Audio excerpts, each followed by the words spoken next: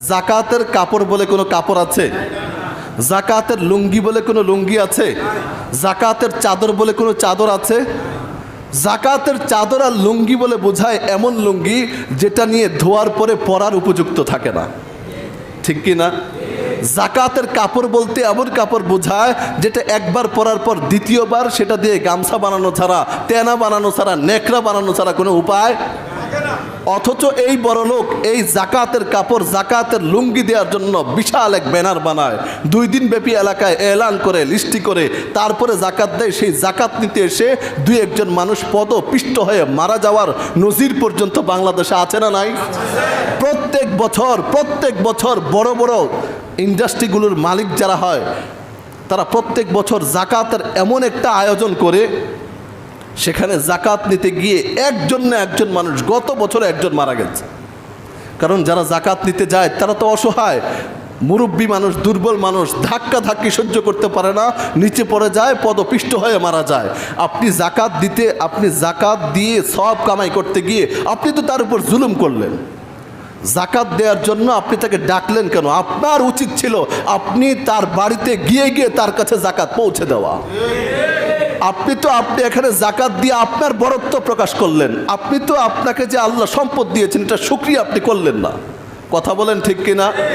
কথা যৌক্তিক না অযৌক্তিক? আপনি যে ব্যানার লাগায় সাংবাদিক আনায় আপনি দিলেন, আপনি তো আপনার সমাজ সেবা করেন এটা প্রকাশ করলেন, আপনি সমাজের দানবীর এটা প্রকাশ করলেন। আপনার তো উচিত ছিল জাকাত দেওয়া আপনার দায়িত্ব না গরিবের নেয়া দায়িত্ব? কথা বলেন, গরিবের নেয়া দায়িত্ব না আপনার দেওয়া দায়িত্ব? গরিব যদি আপনার জাকাত না দেয়, গরিবকে আল্লাহ জাহান্নামে দিবে। কিন্তু আপনি যদি জাকাত না দেন আপনার জাহান্নাম হবে কি না? তাহলে আপনার দায়িত্বের জন্য তাদেরকে কেন আপনি কষ্ট দিন? আপনার তো উচিত ছিল আপনার নিজ দায়িত্বে আপনি তাদের বাড়িতে এমনভাবে পৌঁছায় দিবেন, রসুলের হাদিস অনুযায়ী তুমি এমনভাবে দান করো, ডান হাতে দান করবা, বাম হাত খবর। আলহামদুলিল্লাহ, রব্বে কায়নাতের দরবারে অসংখ্য অগণিত শুকরিয়া। আল্লাহ তাআলা আজ পর্যন্ত, এখন পর্যন্ত আমাদেরকে হায়াতে বাঁচিয়ে রেখেছেন, সুস্থ রেখেছেন। দুনিয়াবি কাজকর্ম থেকে ফারিগ করে, অবসর করে জুমার নামাজের নির্ধারিত সময়ের বেশ কিছুক্ষণ পূর্বে মসজিদে এসে কিছু কথা বলবার, শোনবার তৌফিক দান করেছেন। এই জন্য আমরা সবাই দিল থেকে শুকরিয়া দান করি, আলহামদুলিল্লাহ। সাথে সাথে অসংখ্য দুরুদ ও সালামের হাদিয়া পেশ করছি ওই মহামানবের উপর যাকে সৃষ্টি না করলে আল্লাহ তাআলা এই পৃথিবী সৃষ্টি করতেন না। দুরুদ ও সালামের হাদিয়া পেশ করছি ওই মহামানবের উপর যিনি আমাদের পর্যন্ত ইসলামকে পৌঁছানোর জন্য বদর, উহুদ, খন্দক, তায়েফে পর্যন্ত মার খেয়েছেন, শরীর থেকে রক্ত ঝরাইছেন। ওই মহামানবের প্রতি অসংখ্য দুরুদ ও সালামের হাদিয়া পেশ করছি। সবাই মহাব্বতের সাথে পড়ি সাল্লাল্লাহু আলাইহি ওয়াসাল্লাম, সাল্লাল্লাহু আলাইহি ওয়াসাল্লাম, সাল্লাল্লাহু আলাইহি ওয়াসাল্লাম। আমরা আলহামদুলিল্লাহ রমজানের দ্বিতীয় জুমায় আছি। অনেক বান্দা এমন ছিল যারা রমজান শুরু করেছিল, কিন্তু এই 1 সপ্তাহে অনেকেই মারা গেছে, আছে না এমন? আল্লাহ তাআলা আমাদেরকে এখন পর্যন্ত বাঁচায় রাখছেন। আমরা দোয়া করি আল্লাহ আপনি আমাদেরকে রমজানের শেষ পর্যন্ত বাঁচিয়ে রাখেন, এবং আমরা এমন রমজান জীবনে আরো অনেকগুলো পেতে চাই। আল্লাহ এমন রমজান আরো অনেকগুলো পেতে চাই, আমাদেরকে এমন আরো অনেকগুলো রমজান হায়াত দিয়ে আপনার গোলামি করার তৌফিক দান করেন। আমি এখানে আয়াতের একটু অংশ তিলাওয়াত করেছি, রসুলের হাদিসের এক টুকরা তিলাওয়াত করেছি। আল্লাহ যদি তৌফিক দান করেন এই আয়াত এবং হাদিসের উপর এমন কিছু কথা যেন মুখ দিয়ে বের করে দেন যে কথাগুলো আমার প্রয়োজন, আপনাদের প্রয়োজন, এবং সেই কথাগুলোর উপর আল্লাহ তাআলা আমাকে আপনাদেরকে আমল করার তৌফিক দান করেন।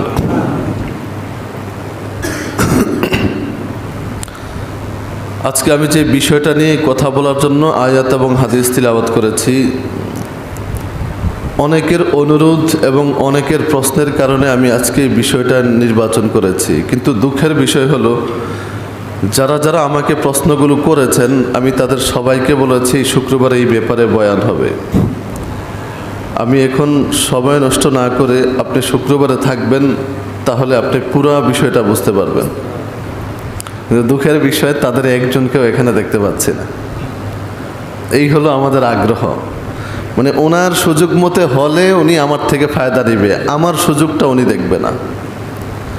দেখা যায় অনেক সময় এমন হয়, আমার বাসায় জরুরি কাজ থাকে অথবা মাদ্রাসায় ক্লাস থাকে, আমি নিয়ত করে যে সালাম ফেরানোর সাথে সাথে আমি উঠে চলে যাব, তো এখান থেকে বাসা যাওয়া পর্যন্ত 3, 4, 5 জন পর্যন্ত 5 জায়গায় দাঁড়াতে হয়।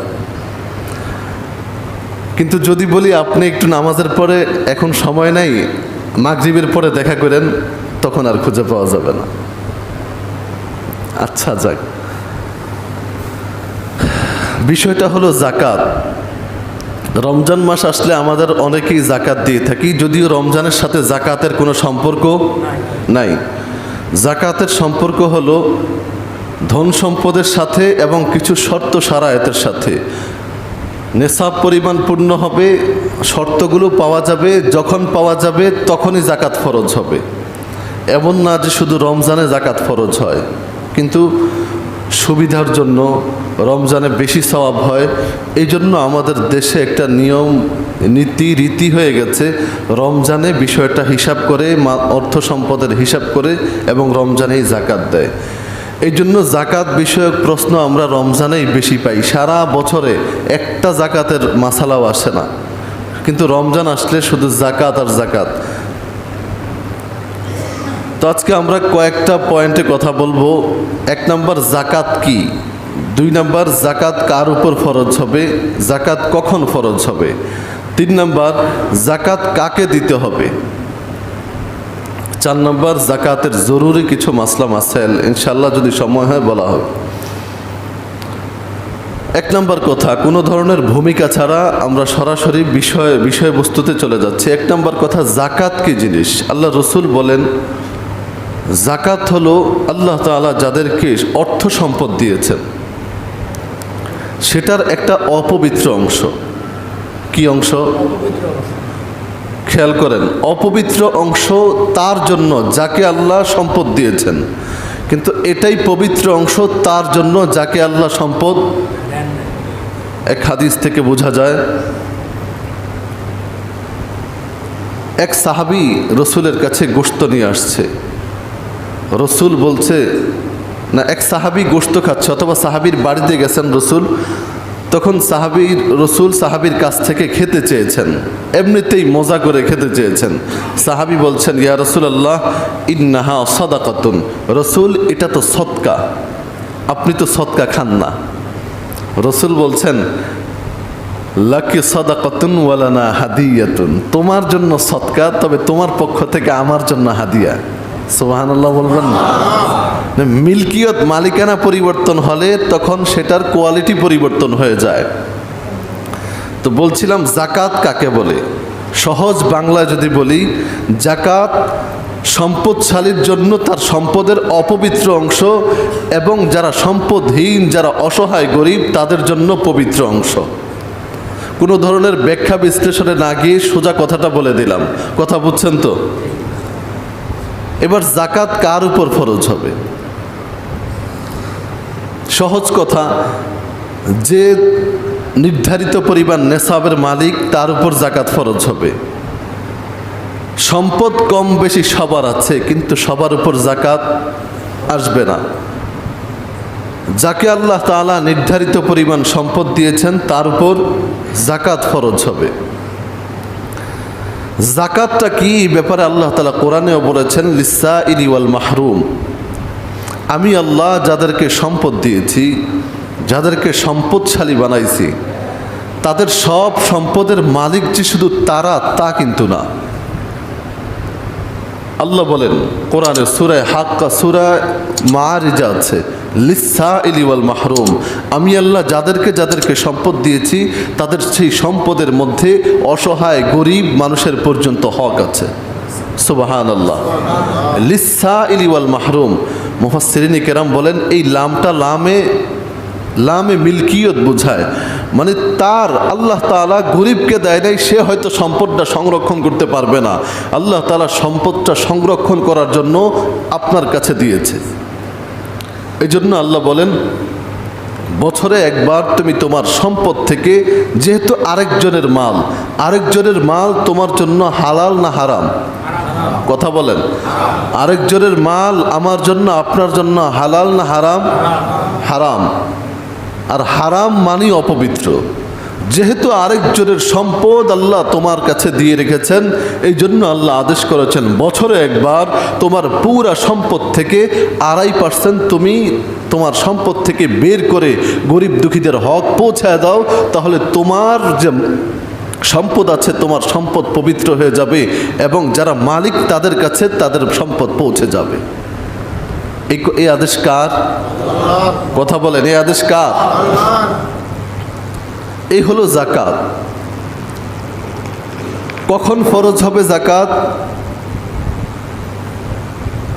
রাসূল করিম সাল্লাল্লাহু আলাইহি ওয়াসাল্লাম যাকাতের ব্যাপারে এতটা গুরুত্ব দিয়েছেন।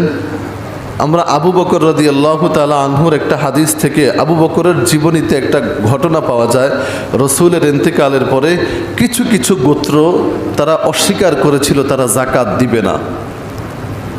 তখন আবু বকর বলেছিল, আয়ান কুসুদ্দিন ওয়া আনা হাই,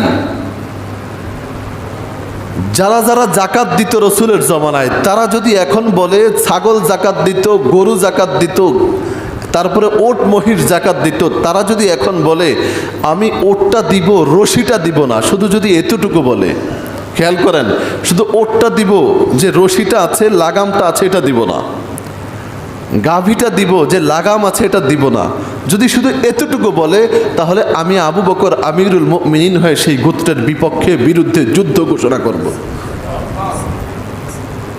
যাকাতের কি পরিমাণ গুরুত্ব!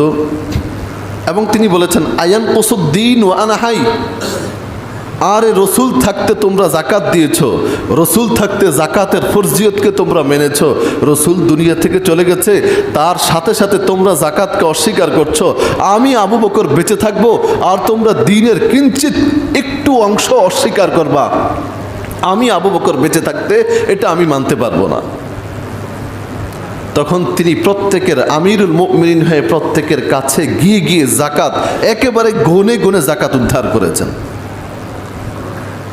এই জন্য যাকাতের হুকুমটা কি, অথবা যাকাত ফরজ হওয়ার ইতিহাস কি, এটা বলতে গেলে লম্বা সময় চলে যাবে। শুধু একটা ঘটনা দিয়ে এটা বুঝালাম যে যাকাত সাহাবাই কেরামের কাছে কতটা গুরুত্বপূর্ণ ছিল, রসুলের কাছে কতটা গুরুত্বপূর্ণ ছিল। একটু পরে আমরা আবার কোরআন থেকে জানবো, আবার হাদিস থেকে জানবো। আমরা এখন ধারাবাহিকভাবে শুনবো যাকাত কার উপর ফরজ হবে, কখন ফরজ হবে। যাকে আল্লাহ তাআলা নেসাব পরিমাণ মাল দিয়েছেন তার উপর যাকাত ফরজ। এবার প্রশ্ন হলো নেসাব কি, নির্ধারিত পরিমাণ সম্পদ কতটুকু, কতখানি? শরীয়তে ইসলামী এবং ফিকহে ইসলামী এই নেসাবটাকে নির্ধারণ করেছে। যদি একদিন ভালোভাবে শোনেন এবং মনে রাখেন, ক্লাস মনে করে কথাগুলো বুঝেন, তাহলে আপনার আজীবন এই ব্যাপারে আর কারো কাছে যেতে হবে না। এজন্য শুরু থেকে শেষ পর্যন্ত আজকের কথাগুলো মনোযোগ সহকারে মুখস্থ রাখার জন্য শোনেন, ইনশাল্লাহ অনেক ফায়দা হবে।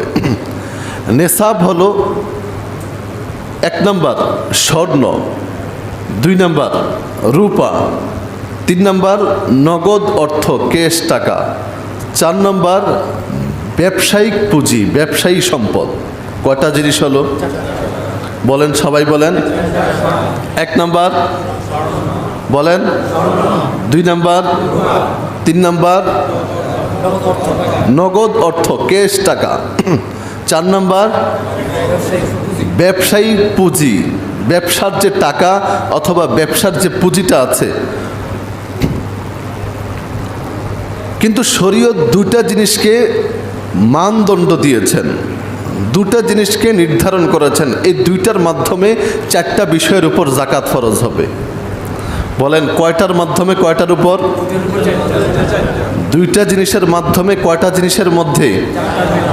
দুই জিনিসের মাধ্যমে চার জিনিসের উপর জাকাত ফরজ হবে। জাকাত কয় জিনিসের উপর ফরজ হবে? চার জিনিসের উপর। কয় জিনিসের মাধ্যমে? চারটা জিনিস কি কি? জি, স্বর্ণ, রূপা, ক্যাশ টাকা, ব্যবসায়িক পুঁজি। আর নির্ধারণ হবে দুইটা জিনিস দিয়ে, সেই দুইটা হলো স্বর্ণ আর, বলেন, স্বর্ণ আর রূপা দিয়ে। এবার নির্ধারণের মাপকাঠিটা কি? স্বর্ণ যদি কারো কাছে 7.5 তোলা থাকে, প্রথমে বলি তোলা আর ভরির যে হিসাব দোনোটা একই। স্বর্ণ যদি কারো কাছে 7.5 তোলা থাকে অথবা 7.5 ভরি, যেটাই বলেন, তাহলে তার উপর জাকাত ফরজ হবে। রূপা যদি কারো কাছে 52.5 ভরি থাকে তাহলে তার উপর জাকাত ফরজ হবে।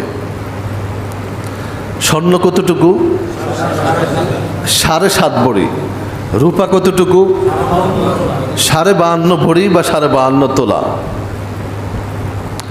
আর ব্যবসায়িক সম্পদ অথবা ক্যাশ টাকা, সেটার উপর কিভাবে হিসাব হবে? স্বর্ণ এবং রূপার মাধ্যমে এই দুটার হিসাব হবে। এখন ধরেন কারো কাছে 7.5 ভরি স্বর্ণ নাই, 52.5 ভরি রূপা নাই,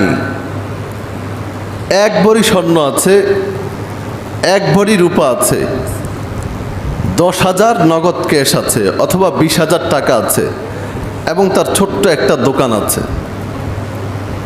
কি কি আছে বললাম?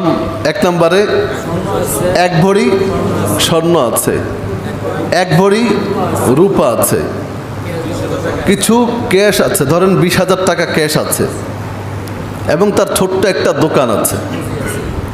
ওই দোকানের পুঁজি ধরেন 30,000 টাকা, কম করে আমরা ধরলাম। খেয়াল করেন, যদি তার কাছে শুধু 7.5 ভরি স্বর্ণ থাকতো তাহলে তার উপর জাকাত ফরজ হতো। যদি শুধু 52.5 ভরি রূপা থাকতো তার উপর জাকাত ফরজ হতো। এখন তার কাছে যদি 7.5 ভরি স্বর্ণ না থাকে, 52.5 ভরি রূপা না থাকে, দুটোটা থেকে কিছু কিছু থাকে, তাহলে হিসাবটা কেমনে হবে? তখন হিসাব হবে, অর্থের হিসাব হবে, দাম মূল্যের হিসাব হবে।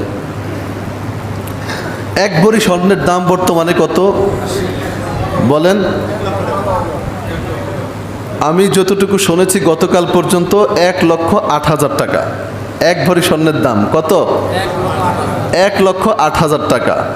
আর রূপার ভরি 1,000 টাকা, সর্বোচ্চ 1,200 টাকা। তাহলে 1 ভরি স্বর্ণ যদি থাকে তাহলে তার কাছে আছে 1,08,000 টাকা। 1 ভরি রূপা আছে, মানে তার কাছে আরও 1,200 টাকা আছে, তাহলে 1,09,200 টাকা। ঠিক না? এখন এই দুইটা মিলায়া স্বর্ণ 7.5 ভরি আর রূপা 52.5 ভরি, এই দুইটার যেটার নেসাবের হিসাব করলে তাড়াতাড়ি জাকাত ফরজ হবে, দুইটার যেটার নেসাব ধরলে গরিব তাড়াতাড়ি জাকাত পাবে, সেটার হিসাব ধরে জাকাত ফরজ করা হবে। তাহলে এবার আপনারা বলেন, দুটার কোনটার মূল্য ধরলে এই 1,12,000 টাকা, 1 লাখ কত হলো? 1,09,200 টাকা। স্বর্ণের 7.5 ভরির দাম ধরলে তাড়াতাড়ি জাকাত ফরজ হবে, নাকি রূপা 52.5 ভরির দাম ধরলে জাকাত তাড়াতাড়ি ফরজ হবে? আপনারাই বলেন কোনটা? রূপারটা ধরলে। কারণ রূপার 52.5 ভরির দাম সর্বোচ্চ 1,000 টাকা করে ধরলে কত হবে? 52,500 টাকা। এখানে আরও কিছু আমরা বাড়ায় ধরি, 60,000 টাকা। 52.5 ভরি রূপার দাম সর্বোচ্চ কত? 60,000 টাকা হবে। আর তার কাছে আছে কত? তার কাছে আছে কত? 1,09,200 টাকা আমাদের হিসাবে। এখন যদি তার কাছে আরও 10,000 টাকা ক্যাশ থাকে তাহলে তার কাছে আছে 1,19,200 টাকা। আরও 30,000 টাকার একটা দোকান আছে, সেখানে তার কিছু পুঁজি খাটতেছে 30,000 টাকা, তাহলে তার 1,39,200 টাকা, 49,200 টাকা। কিন্তু আমি যদি এখন স্বর্ণের নেশাব ধরি, 7.5 ভরি স্বর্ণের দাম কত হয় এখন? প্রায় 8 লক্ষ টাকা। ঠিক না? 8 লক্ষ টাকার কাছাকাছি। যদি স্বর্ণের নেশাব ধরি তাহলে কি তাড়াতাড়ি জাকাত ফরজ হবে? এই লোক 1.5 লক্ষ টাকার মালিক হওয়ার পরও তার উপর জাকাত ফরজ হবে? হবে না। গরিব ঠকে যাবে, বড়লোক হতে থাকবে। এই জন্য ফিকহে হানাফি এবং শরীয়ত নির্ধারণ করেছে, যখন কারো কাছে কোনো একটা পুরা নেশাব না থাকবে, একটার অংশ থাকবে, আরেকটার কিছু অংশ থাকবে, তাহলে সবগুলো টাকা মূল্য একত্রিত করে যেটার নেশাব ধরলে তাড়াতাড়ি জাকাত ফরজ হবে, সেটার নেশাব ধরে তার উপর জাকাতের হুকুম দেওয়া হবে। এক্ষেত্রে দুইটা লাভ, গরিবেরও লাভ, বড় লোকেরও লাভ। যিনি জাকাত দিবেন তারও লাভ, যিনি জাকাত পাবেন তারও লাভ। গরিব যারা জাকাত পাবে তারা বেশি জাকাত পাবে, আর যিনি জাকাত দিবে সেও আখিরাতে লাভবান হবে এবং দুনিয়াতেও লাভবান হবে। আল্লাহ কোরআনুল কারিমে বলেন, যারা জাকাত দিবে, সুদ কেউ খেলে তার সুদ তাকে ধ্বংস করে ফেলবে, তার পুঁজি সহ তাকে ধ্বংস করে ফেলবে। কিন্তু আল্লাহ বলেন, যদি কেউ জাকাত দেয়, আল্লাহ কোরআনে বলেছেন সূরা বাকারা, যদি কেউ জাকাত দেয় আমি আল্লাহ উলাইকা হুমুল মুদাইফুন, আল্লাহ বলেন আমি আল্লাহ তাকে কয়েক গুণ বাড়ায় দিব। তাহলে বেশি জাকাত দিলে শুধু কি গরিবের লাভ, না যিনি জাকাত দিবেন তারও লাভ? তাহলে জাকাত ফরজ হবে কোন হিসাবে? আমরা হিসাবটা বুঝছি তো? তাহলে এমন অনেক আছে যাদের 7.5 ভরি স্বর্ণ নাই, তাদের 2 ভরি স্বর্ণ আছে এবং একটা নূপুর আছে, অথবা রূপার একটা চেন আছে। রূপা তো মানুষের বেশি থাকে না।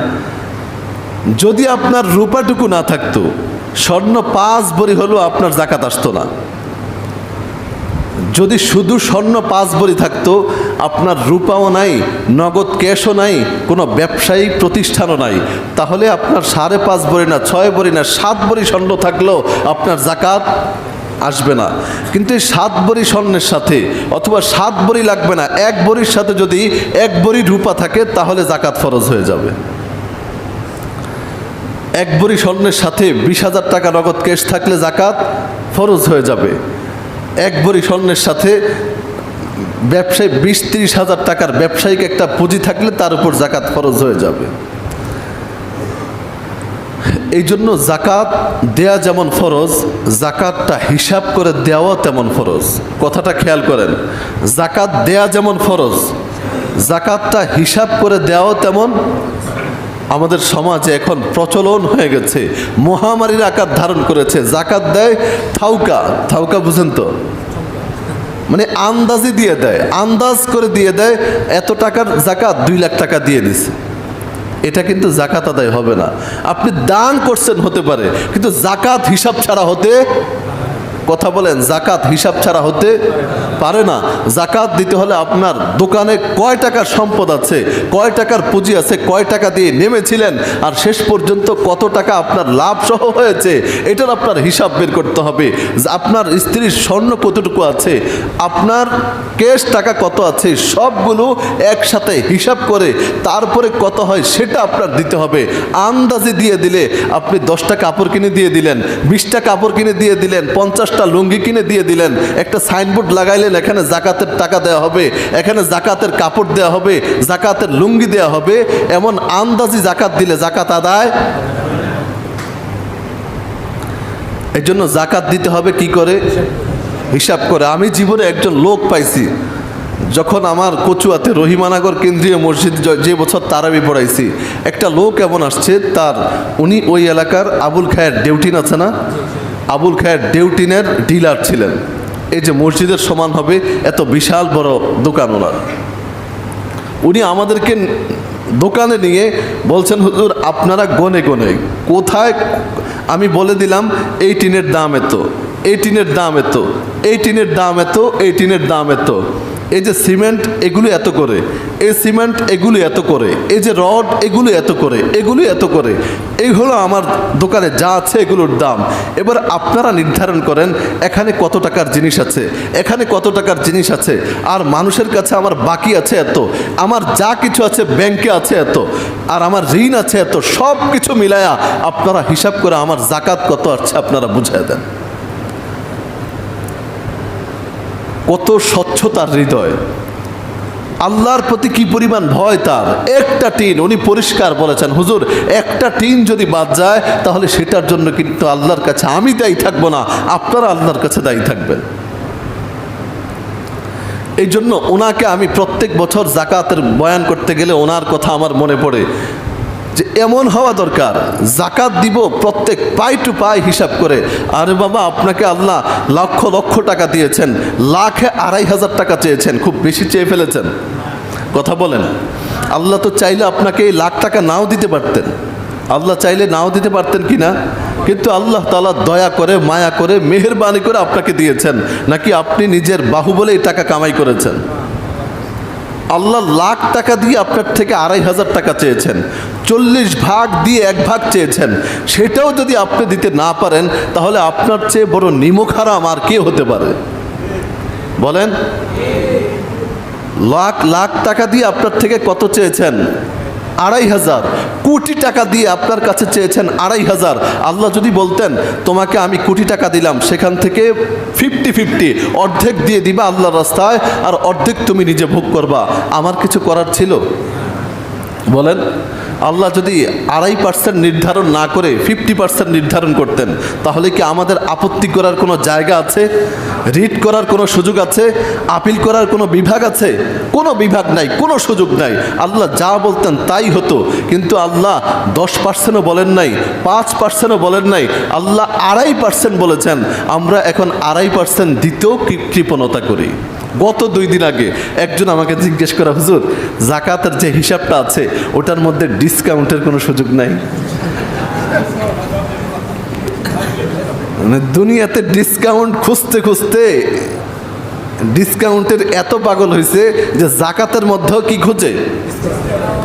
তোমাকে যে আল্লাহ এত পরিমাণ অর্থ সম্পদ দিয়ে রেখেছেন, যার কারণে তোমার উপর জাকাত ফরজ হয়েছে, এখন তো তোমার ডিসকাউন্টে জাকাত দেওয়া দরকার, ঠিক কিনা বলেন? আল্লাহ যেই পরিমাণ চেয়েছেন তোমার তো এখন ডিসকাউন্টে তার চেয়ে কয়েক গুণ বাড়ায় দেওয়া দরকার। তুমি কমাইতে চাও কেন? মানে সম্পদ ছাড়তে চায় না, সম্পদ শুধু কেমনে রেখে দিবে, অথচ এই সম্পদই আপনাকে কি করবে? কোরআনের আয়াত,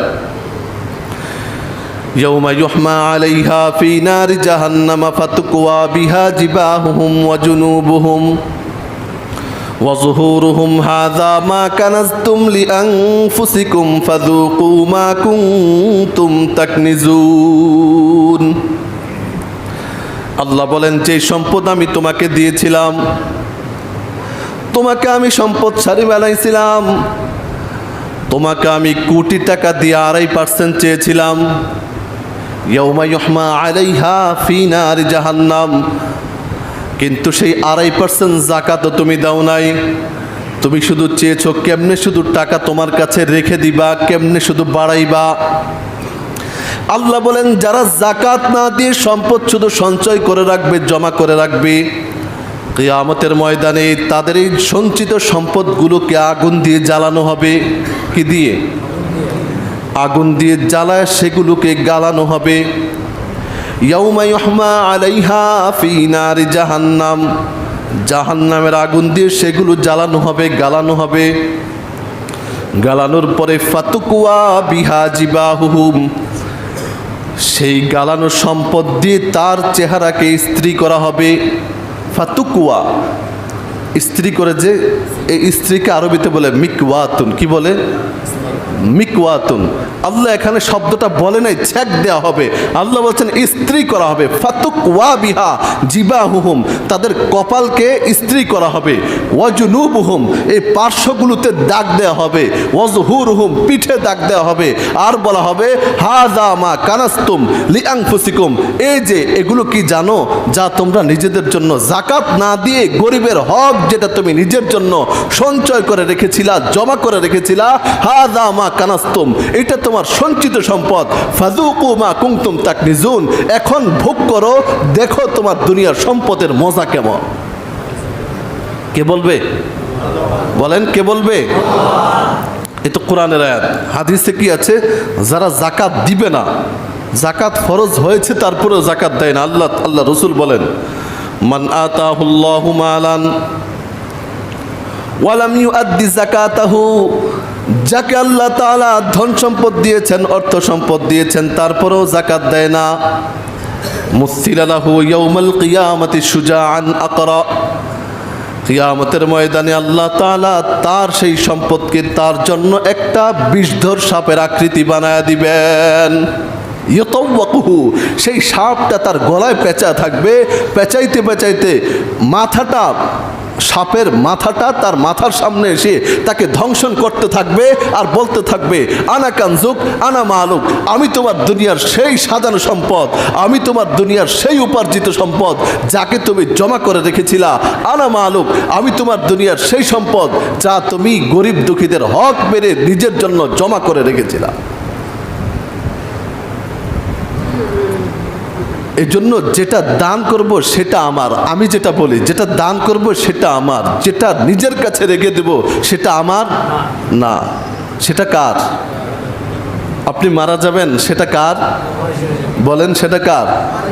দলিল লিখে দিয়ে যেতে হবে, দলিল লিখতে হবে, বলে যাওয়া লাগবে, কোনো কিছু লাগবে না, আপনার রূহ বের হবে, আপনার সম্পদ অটোমেটিক বন্টন হবে, ঠিক না? কে কতটুকু পাবে সেটা বলতেও হবে না, আপনাকে বলার প্রয়োজনও বোধ করবে না, কেউ আপনার কোনো দলিলপত্রও দেখবে না, তাদের মাঝে অটোমেটিক বন্টন হয়ে যাবে। এই জন্য যাদের উপর যাকাত ফরজ হয়েছে, যে হিসাবটা বললাম, এই হিসাবে অনেক মানুষের উপর যাকাত ফরজ। যাকাত যে ফরজ এটাই জানে না। মহিলাদের 2-3 ভরি স্বর্ণ নাই, একটু রূপা থাকে না, মহিলাদের কিছু জমানো টাকা থাকে কি না? তাহলে এগুলোর উপর তো যাকাত এসে থাকে, তারা তো যাকাত দেয় না। এই জমানায় তো যারা মোটামুটি সচ্ছল তাদের কাছে 60-70-80 হাজার টাকার একটা কেস থাকে না, এটা তো খুব দুষ্কর, ঠিক না? এই জমানায় যারা মোটামুটি সচ্ছল, যারা ছাত্র, তারাও তো টিউশনি করে 50-60 হাজার টাকা জমায় ফেলায়, কথা বলেন ঠিক কি না? তাহলে ভাই আমার দায়িত্ব ছিল আমি হিসাবটা বুঝাই দিলাম। এবার আপনি জানেন আপনার উপর যাকাত ফরজ কিনা। যদি যাকাত ফরজ হয় হিসাব করে আপনার যাকাত দিয়ে দেওয়া, এটা আপনার দায়িত্ব। যে জায়গার উপর যাকাত আসবে না, আমি এই জন্যই তো ভাই আরো আগে আগে বয়ানে আসবেন। এই কথাটা যদি আপনি প্রথম থেকে থাকতেন, এখন এই প্রশ্নটা করতে হতো না, 2 মিনিট কথা বলে সবার সময় নষ্ট করতে হতো না। প্রথম আসেন নাই, এই জন্য আপনার এই প্রশ্নটা জাগছে। প্রথমে আমি বলছি না কয় জিনিসের উপর যাকাত আসবে। রাস্তাঘাটে আমাদেরকে খুব প্রশ্ন করতে পারেন, কিন্তু আমরা যখন দিতে যাই তখন আপনারা নিতে চান না। এই জন্য ভাই আমাদের সুবিধাটাও বুঝেন। 4 জিনিসের উপর যাকাত আসবে: স্বর্ণ, রূপা, নগদ ক্যাশ আর ব্যবসায়িক পুঁজি। যদি কেউ কারো অঢেল জায়গা থাকে সেটার উপর যাকাত আসবে না, কিন্তু যদি সে জায়গা কিনে এই নিয়তে যে এই জায়গা দিয়ে সে কিছুদিন পরে বিক্রি করে ব্যবসা করবে, রিয়েল এস্টেটের ব্যবসা, এরপরে জায়গার ব্যবসা যেটাকে বলে প্লটের ব্যবসা, এই ব্যবসার উপর তখন আবার জায়গার উপর যাকাত আসবে। কথাটা কি বুঝছেন? মানে ব্যবসা যেটা দিয়ে আপনি করবেন সেটার উপর যাকাত আসবে। এবার জাকাত যদি কেউ না দেয় তাহলে কি হবে সেটা শুনলাম। জাকাত যদি দেয় তাহলে কি হবে? আল্লাহ তাআলা কোরআনে বলেন, সূরাতুল বাকারা 277 নম্বর আয়াত, ইন্নাল্লাযীনা আমানু ওয়া আমিলুস সালিহাত ওয়া আকামুস সালাতা ওয়া আতাউয যাকাতা লাহুম আজরুহুম ইনদা রাব্বিহিম ওয়ালা খাউফুন আলাইহিম ওয়ালা হুম ইয়াহজানুন। আল্লাহ বলেন, যারা আল্লাহর উপর ঈমান আনবে, 5 ওয়াক্ত নামাজ পড়বে এবং তারা যদি সম্পদশালী হয় তাহলে ঠিকঠাক মতো হিসাব করে যাকাত দিবে। আল্লাহ যেখানে নামাজের কথা বলেছেন, আকিমুস সালাতা ওয়া আতুজ যাকাহ, যেখানে নামাজের কথা বলেছেন সেখানেই যাকাতের কথা বলেছেন। ইন্নাল্লাযীনা আমানু ওয়া আমিলুস সালিহাতি ওয়া আকামুস সালাহ, যেখানে নামাজের কথা বলেছেন সেখানেই যাকাতের কথা বলেছেন। আল্লাহ বলেন, যারা আমি আল্লাহর উপর ঈমান আনবে, যেই সমস্ত বিষয়গুলোর উপর ঈমান আনা দরকার সেই সমস্ত বিষয়গুলোর উপর ঈমান আনবে, তারপরে নামাজ পড়বে, তারপরে ঠিকঠাক মতো হিসাব করে যাকাত দিবে। আল্লাহ বলেন, লাহুম আজরুহুম ইনদা রাব্বিহিম, আমি আল্লাহর কাছে তাদের জন্য বিরাট এক প্রতিদান রয়ে গেছে। সুবহানাল্লাহ, বিরাট এক প্রতিদান। ওয়ালা খাউফুন আলাইহিম ওয়ালা হুম ইয়াহজানুন, প্রতিদান তো আল্লাহ তাআলা দিবেন। আল্লাহ তাআলা যারা যাকাত দিবেন তাদেরকে সাহস দিয়ে বলছেন, উৎসাহিত করে বলছেন, লা খাউফুন আলাইহিম ওয়ালা হুম ইয়াহজানুন। বান্দা তুমি যাকাত দাও, আমি আল্লাহ তোমাকে সাহস দিচ্ছি, আমি আল্লাহ তোমার ব্যাপারে ঘোষণা দিচ্ছি, ঠিকঠাক মতো যাকাত আদায় করবা, এই কাজগুলো করবা, তোমার দুনিয়াতেও কোনো ভয় নাই, আখিরাতেও কোনো ভয় নাই। সুবহানাল্লাহ। ওয়ালা খাউফুন আলাইহিম ওয়ালা হুম ইয়াহজানুন, ওয়ালা খাউফুন আলাইহিম ওয়ালা হুম ইয়াহজানুন। এই আয়াতটুকুর তাফসীরে মুফাসসিরিনে কেরাম বলেন, আল্লাহ তাআলা এক জায়গায় বলেছেন খাউফুন আলাইহিম, আর একটু সামনে গিয়ে বলেছেন ওয়ালা হুম ইয়াহজানুন। তোমাদের ভয়ও হবে না, তোমাদের কোনো চিন্তাও হবে না। দুইটা শব্দ কেন বললেন? মুফাসসিরিনে কেরাম এই আয়াতের তাফসীর করেছেন খাউফুন আলাইহিম লা খাউফুন আলাইহিম ওয়ালা হুম ইয়াহজানুন, মানে লা খাউফুন আলাইহিম, ভবিষ্যতে তুমি যে দুনিয়া থেকে আখিরাতে চলে যাবা, তুমি যদি যাকাত দাও তাহলে তোমার আখিরাতের জন্য তোমার কোনো ভয় থাকবে না। আর ওয়ালা হুম ইয়াহজানুন, তোমার কোনো চিন্তাও থাকবে না। তুমি দুনিয়া থেকে যে আখিরাতে চলে যাবা, দুনিয়াতে তোমার স্ত্রী থাকবে, তোমার সন্তান থাকবে, তোমার অনেক কিছু দুনিয়াতে থেকে যাবে, তাদের ব্যাপারে তোমার কোনো চিন্তাও করা দরকার নাই। তুমি অভিভাবক চলে গেছো, আমি আল্লাহ তাদের অভিভাবক হয়ে যাব। কিন্তু আমরা যাকাত না দিয়ে সেই সম্পদ জমা করে রাখি কার জন্য? সন্তানদের জন্যই তো। অথচ আল্লাহ বলেন, আর আপনি সম্পদ জমা করে তো আপনি চিরকাল থাকতে পারবেন না। পারবেন? আপনি চিরকাল থাকতে পারবেন না। অথচ আল্লাহ বলেন তুমি যাকাত দিয়ে দাও, তাহলে তোমার ইন্তিকালের পরে তোমার সন্তান সহ যারা আছে তাদের জিম্মাদারি আমি আল্লাহ নিয়ে নিব। তাহলে যাকাত দেওয়ার ফায়দা কম। হাদিস শরীফে রাসূল অনেকগুলো হাদিস বলেছেন যাকাত দেওয়ার ব্যাপারে। এর মধ্যে অন্যতম যে হাদিস, কোরআনের এক আয়াতও আছে, আল্লাহ তাআলা বলেন ওয়ামা আতাইতুম মির রিবাল লিয়ারবুয়া ফি আমওয়ালিন নাস ফালা ইয়ারবু ইনদাল্লাহ। আমরা তো নগদ দেখি, কি দেখি? 10,000 টাকা দিলে 6 মাস পরে 2,000 টাকা সহ 12,000 টাকা পাওয়া যাবে, এই হিসাব আমরা খুব, কথা কন, এই হিসাব সমাজের হাজি সাহেবরাও এখন ভালো বুঝে, ঠিক কিনা বলেন? মসজিদ কমিটির বড় বড় সদস্যরাও এখন এই মাসালা খুব ভালো বুঝে যে 10,000 টাকায় 12,000 টাকা পাওয়া যায়, ঠিক কিনা বলেন? মনে রাখবেন, আপনি যাই হয়ে যান, সুদের সাথে আপনার সম্পর্ক যদি থাকে, আপনি মসজিদ কমিটিতে থাকেন অথবা আপনি যাই হন, আমি কমিটির কথাটা এই জন্য বললাম, আবার ভাইবেন না যে এখানের কথা বলছি। অনেক জায়গায় গেলে শুনি যে সভাপতি সাহেব টাটকা সুদখোর। কি খোর? যেমন এক জায়গায় গেছি আমার আগের এলাকায়, বলেই দেই আর না হয় আপনাদের ভিতরে ওয়াসওয়াসা তৈরি হবে যে হুজুর কোন কথাটা বললো, কার কথাটা বললো, এই জন্য বলে দেই। আমার আগের এলাকায় এই গত 3-4 মাস আগে মাহফিলে গেছে।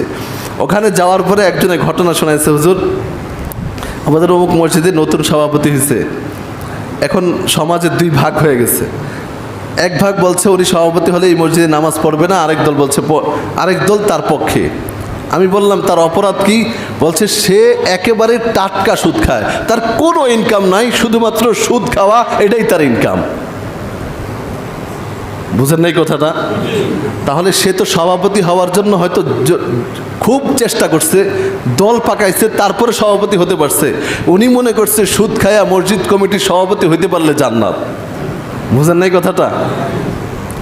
অথচ আপনি মসজিদ কমিটির সভাপতি কেন, ইমাম কেন, আলেম কেন, মুফতি, মুহাদ্দিস, বক্তা যাই হন, আপনার ইন্তেকালের পরে আপনাকে যদি কাবার নিচে নিয়ে মাটি দেওয়া হয়, বাইতুল্লাহর ইমাম যদি আপনার জানাজা পড়ায়, তারপরে সুদের যে শাস্তি, সেটা থেকে আপনাকে কেউ বাঁচাতে পারবে না।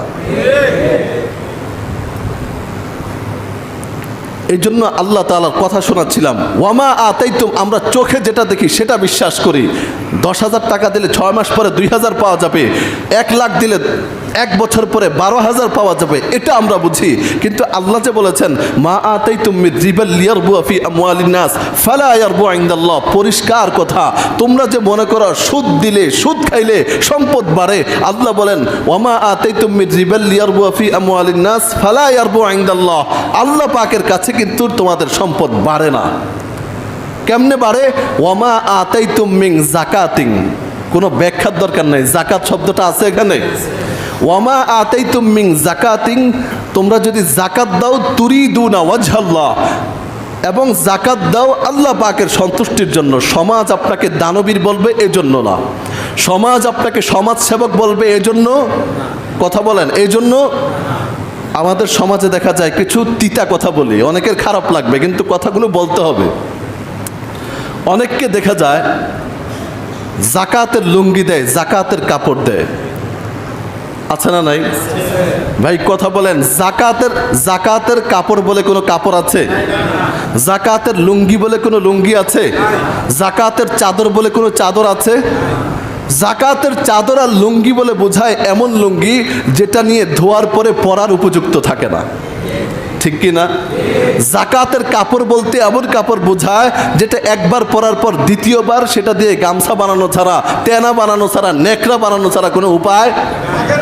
অথচ এই বড় লোক এই জাকাতের কাপড়, জাকাতের লুঙ্গি দেওয়ার জন্য বিশাল এক ব্যানার বানায়, 2 দিন ব্যাপী এলাকায় এলান করে, লিস্টি করে, তারপরে জাকাত দেয়। সেই জাকাত নিতে এসে 2-1 মানুষ পদপিষ্ট হয়ে মারা যাওয়ার নজির পর্যন্ত বাংলাদেশে আছে না নাই?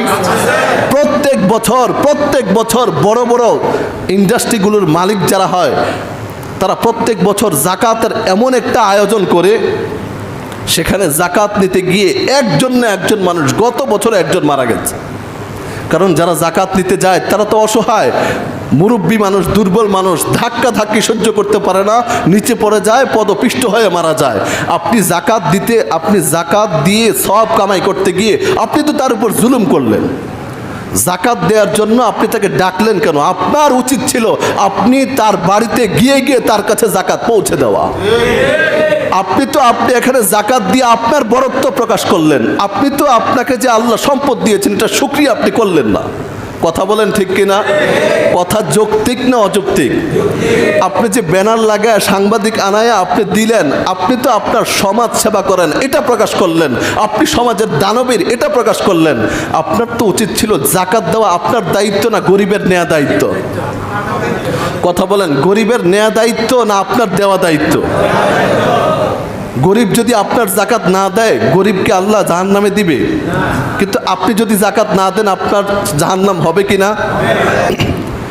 তাহলে আপনার দায়িত্বের জন্য তাদেরকে কেন আপনি কষ্ট দিন? আপনার তো উচিত ছিল আপনার নিজ দায়িত্বে আপনি তাদের বাড়িতে এমনভাবে পৌঁছায় দিবেন, রসুলের হাদিস অনুযায়ী তুমি এমনভাবে দান করো, ডান হাতে দান করবা, বাম হাত খবর জানবে না। কিন্তু এটা কি আজকাল হয়? 1 লাখ টাকা জাকাত দিলেই এলাকা গরম, ঠিক কি না বলেন? এই জন্য ভাই যারা জাকাত দেন, আপনাদের কাছে আমার বিনীত অনুরোধ, এই সমস্ত হালকা পাতলা কাজগুলো করে আখিরাত বরবাদ করবেন না।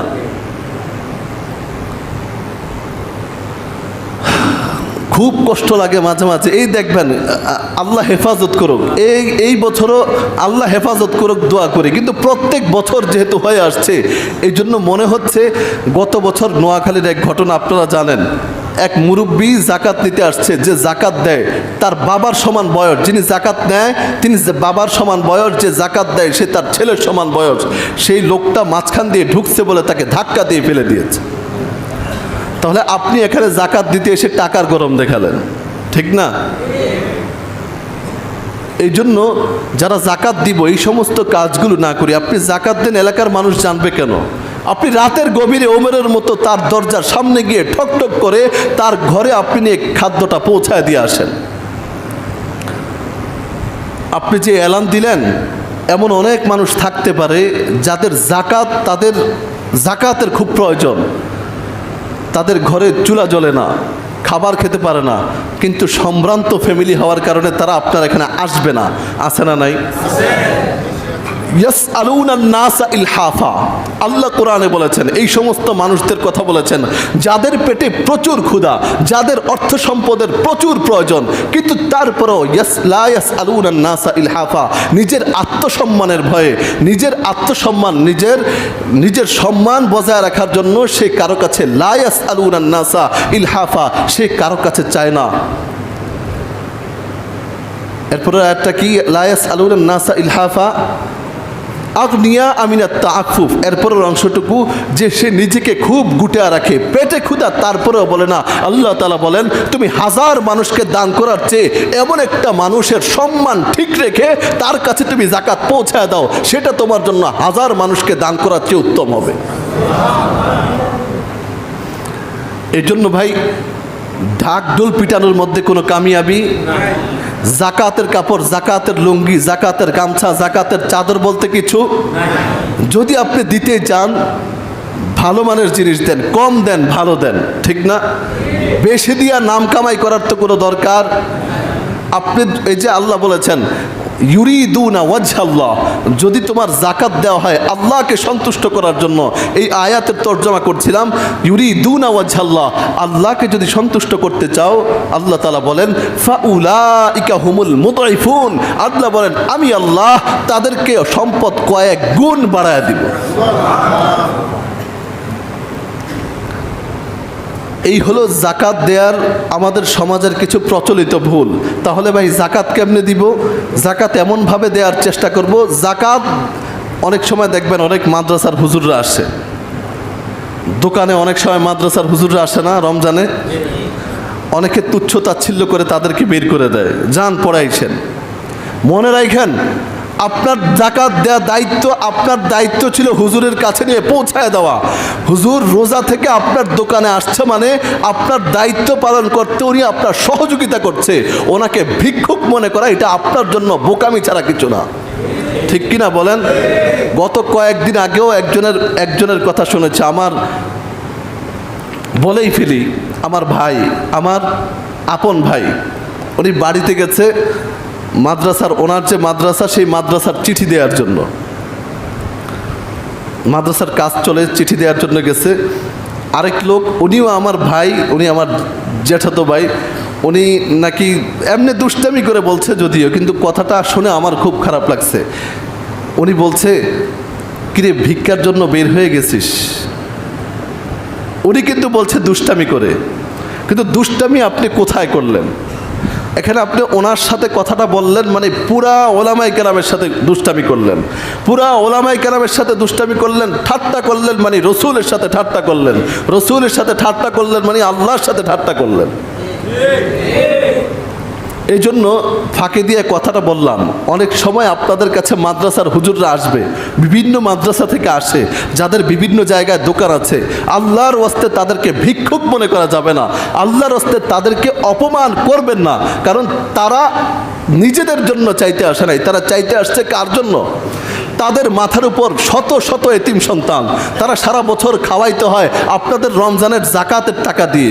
তাহলে তারা তো সারা বছরের চিন্তা করে রমজানে রোজা থেকে বের হয় কি শখে?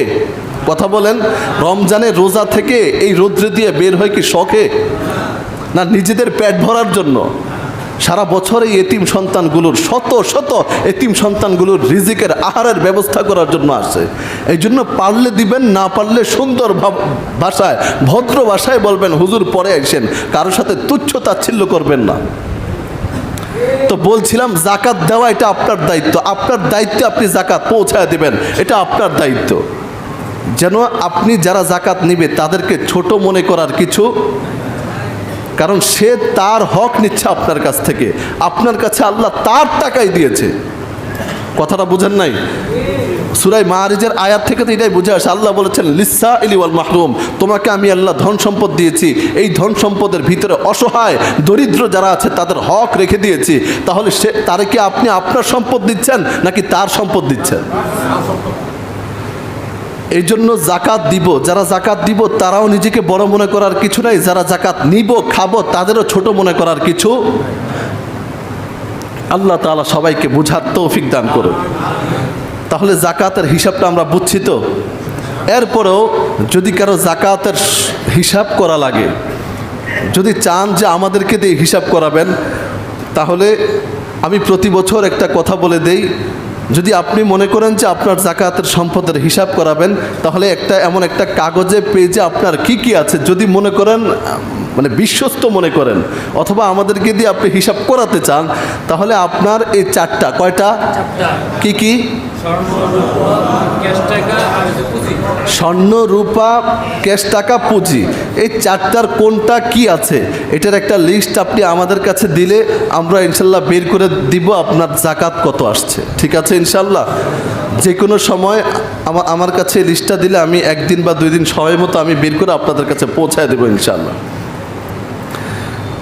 আর শেষ একটা কথা বলি, জাকাত কাকে দিব এটা না বললেই নয়। জাকাত কাকে দিব আমরা ভুল করে ফেলি। জাকাত খুব সেনসিটিভ বিষয়। আপনি যার তার কাছে জাকাত দিলে হবে না, মসজিদে জাকাত দিলে হবে না, মাদ্রাসার বিল্ডিংয়ের কাছে জাকাত দিলে হবে না। এই জন্য যদি কোনো মাদ্রাসাতে আপনি জাকাত দেন, মাদ্রাসাওয়ালারা এটা বুঝে নেয়, ওনারা জাকাতের ফান্ডটা আলাদা রাখে। কিন্তু কোথাও আপনি জাকাত দিতে পারবেন না যেখানে প্রতিষ্ঠান করা হয়, বিল্ডিং করা হয়, অথবা প্রতিষ্ঠানের জায়গা কিনা হয়, ওখানে জাকাত দেওয়া, জাকাত দিলে আপনার জাকাত আদায় হবে না। মসজিদে জাকাত দিলে জাকাত আদায়, এবং জাকাত আদায়ের জন্য শর্ত হলো মালিক বানায় দিতে হবে। কি বানায় দিতে হবে?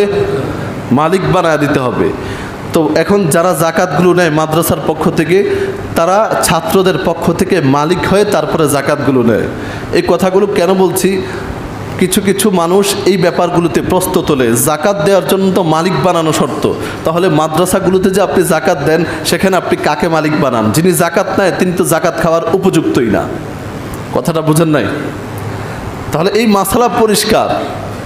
অসংখ্য ফতুয়ার কিতাবে আছে, সবচেয়ে আধুনিক যে ফতুয়ার কিতাব আছে কিতাবুন নামাজিল, সেখানে আল্লামা সালমান মনসুরপুরি দামাত বারাকাতুহুম তিনি বলেছেন, যিনি জাকাতটা গ্রহণ করছেন তিনি তার পক্ষ থেকে গ্রহণ করছেন যে জাকাত খাওয়ার উপযুক্ত। কথা বলেন ঠিক কিনা?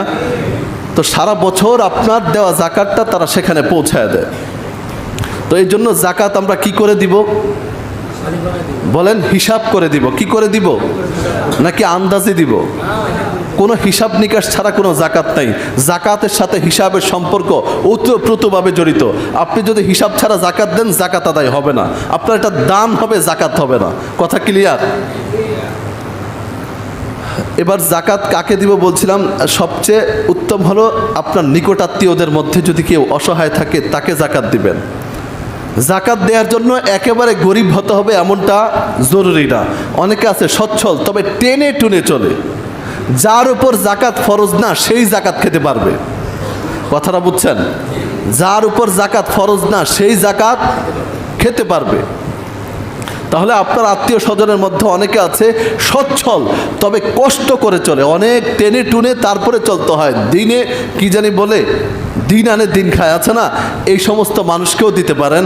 তারপরে নিকট আত্মীয়র পরে আপনাদের আশপাশে যে সমস্ত প্রতিষ্ঠানগুলো আছে, প্রতিষ্ঠান বললে ভুল হবে, এতিমখানা। কি বলেন? কি এতিমখানা, লিল্লা বোর্ডিং।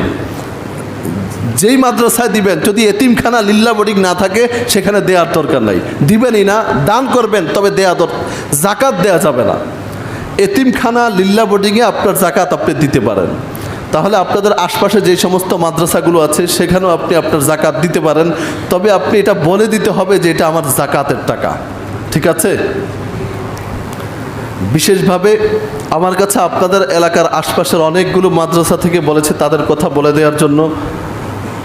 আশপাশের যে সমস্ত লিল্লা বোর্ডিংগুলো আছে এগুলোতেও দিবেন। বিভিন্ন জায়গা থেকে ফোন দিয়েছে, বিশেষভাবে কুমিল্লাতে একটা মাদ্রাসা আছে, যে মাদ্রাসার কথা বলছিলাম, আমার ভাই যেখানে থাকে ওখানে শত শত ছেলে, এতিম ছেলে আছে। ওখান থেকে ওনারা আমার কাছে জোর আবদার জানাইছে আপনাদের কাছে বলার জন্য, যদি আপনারা কেউ ওখানে শরিক হতে চান তাহলে আমার কাছে আপনাদের জাকাতের টাকা পৌঁছায় দিতে পারেন। ঠিক আছে ইনশাআল্লাহ? আল্লাহ যে কথাগুলো বলা হলো চেষ্টা করা হয়েছে সহি কথা বলার, এরপরেও যদি ভুল হয়ে থাকে আল্লাহ যেন ক্ষমা করেন। সহি কথাগুলোর উপর আল্লাহ তাআলা আমাকে আপনাকে আমল করার তৌফিক দান করেন। আর একটা কথা 2 মিনিট শেষ করে দিচ্ছি। এই ব্যাপারে আগামী সপ্তাহে বিস্তারিত কথা হবে। এতেকাফ কি বলেন? এতেকাফ আমরা রমজানের আগের জুমায় বলেছিলাম আমাদের ধারাবাহিক এই মাসের যে শিডিউল, রমজানের শেষ 10 দিন আমরা এতেকাফ করব। এতেকাফ কি, কেন, হুকুম আহকাম কি, আগামী সপ্তাহে বিস্তারিত কথা হবে। আজকে শুধু একটা কথা বলবো, এতেকাফ এটা একটা ইবাদত। এতেকাফ কি? এটা একটা ইবাদত, এটা কোনো তামসার নাম নয়। কথা বুঝছেন? এতেকাফ কি? এটা কোনো তামসা? অনেক জায়গা আছে এতেকাফে বসে উনি ফেসবুক চালায়, আছে না নাই? এতেকাফে বসেই উনি ইউটিউব দেখতেছে। আপনি ফেসবুকে কি সব ওয়াজই আসে? আর ফেসবুকে আপনি এতেকাফ তো একটা আবদ্ধ সময়ে, নির্ধারিত সময়ে নির্ধারিত কিছু কাজ করা ছাড়া আর কিছু আপনি করতে পারবেন না। তাহলে সেই নির্ধারিত কাজগুলোর মধ্যে কোরআন হাদিস পড়ে আমরা মোবাইল চালানো পাই না, ইউটিউব দেখা, ফেসবুক দেখা আমরা পাই না। এই জন্য এতেকাফে বসে যদি আপনার টাচ মোবাইল চালাইতে হয় অথবা মোবাইলে কথা বলা ছাড়া অন্য কোনো কাজ যদি আপনি করতে চান, তাহলে সেটা এতেকাফ থাকবে না, সেটা তামসা হয়ে যাবে। কথা বলেন ঠিক কিনা? এই জন্য এই বছরও আমাদের এখানে যথারীতি এতেকাফ হবে পূর্বের বছরের ন্যায়। তবে সবাইকে এতেকাফের আম দাওয়াত দেওয়া হলো, ব্যাপক দাওয়াত দেওয়া হলো। তবে একটা কথা, সেটা হলো এই বছর আমি এতেকাফে বসছি ইনশাআল্লাহ। আমরা চেষ্টা করব আমাদের 10 দিনের 24টা ঘন্টা প্রতিদিন, 10 দিনের প্রতিদিনের 24টা ঘন্টা আল্লাহ পাকের ইবাদতে কাটাইতে।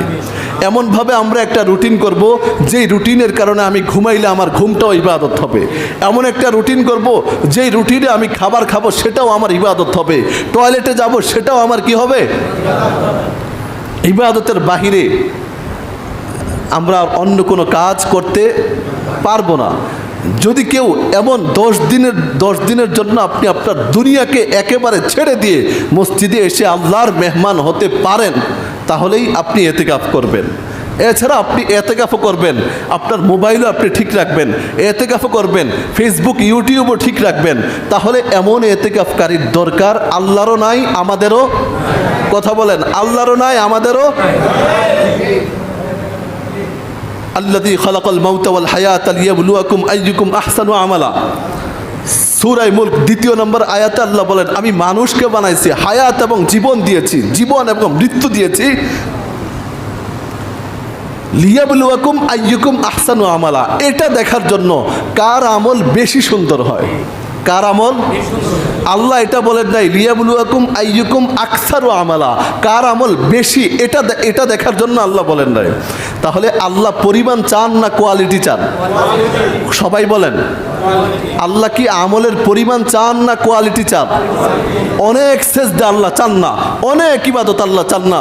আল্লাহ চান অল্প সেজদা দাও, তবে সেজদাটা এমন সেজদা দাও যে সেজদার ব্যাপারে রাসূল বলেছেন, তুমি সেজদা ঠেকাবা জমিনে আর আল্লাহ আরশ থেকে তোমার পিঠে হাত বুলাবে।